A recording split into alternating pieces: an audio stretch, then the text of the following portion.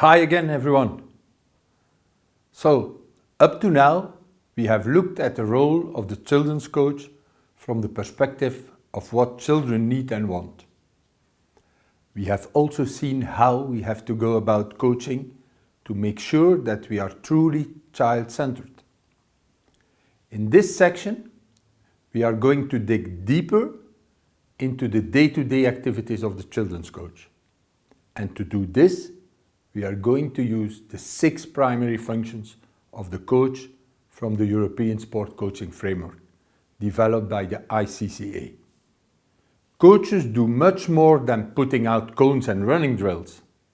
This is literally the tip of the iceberg. Coaching involves a lot more than that. The 6 primary functions essentially tell us what the daily work of the coach is. First, coaches must set the vision and strategy for their teams and clubs. Before we think about standing in front of a bunch of children, a children's coach has to create a vision and a strategy based on their needs and stage of development and the context of the program.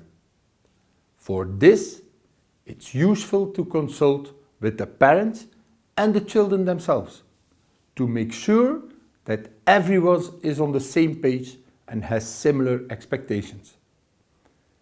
As a children's coach, this may be as simple or as complex as you want to make it. But you have to start here, so you are clear about what it is that you are trying to achieve with the kids you coach. Even the shortest journey needs a destination. Once the vision and strategy are in place, the coach can develop a specific plan outlining the steps required to bring the strategy to life and therefore realize the vision. We covered this in this MOOC and even in greater detail in MOOC 3. Second, coaches spend time shaping the environment. When working with children, the coach has to ensure the environment in which the program occurs is the best it can be. Personnel, facilities, resources, this may sound like overkill, but we cannot expect to achieve our goals in an environment that is not good enough. Third, coaches must make an effort to build relationships. A fundamental part of the job of the children's coach is to build positive and effective relationships with them and their parents. But not only that, the coach has to influence the context surrounding the children, creating respectful and effective working relationships with everybody, everyone else at the club. Now and only now, coaches can think about the 4th function, conducting practices and preparing and managing competitions. A major part of what coaches do is to organize suitable and challenging practices to promote learning and improvement. And in some cases, the coach will also have to prepare for competitions and, of course, oversee and manage the children in these competitions.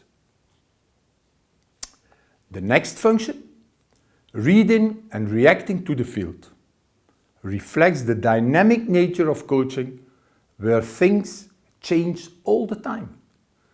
All along the way, coaches have a duty to observe and respond to these changes as they happen both on and off the field.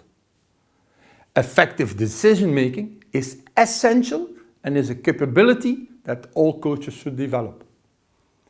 And finally, the 6th function, reflect and learn, covers the fact that coaches must constantly evaluate the program, each session and competition, as well as their own practice, to always try to get better. This journey of personal evaluation and reflection is at the heart of coaches' continuous professional development. Research shows that coaches who reflect regularly get better much quicker and get better results. No-brainer, really. So, there you have it. Running practice and coaching in competition is only a small part of the job of the coach. We need to see all these other aspects of the job as central to success and deliberately treat them with as much care as we use for training and competition. Of course, the time, effort and intensity we commit to each of these functions may be different depending on our available time, the amount of days per week you see the children and their families, whether you are a volunteer or a full-time coach, or whether you work in a recreational environment or in the performance pathway. Regardless of these factors, good quality coaching will always entail all these 6 functions to some degree. No need to panic just yet.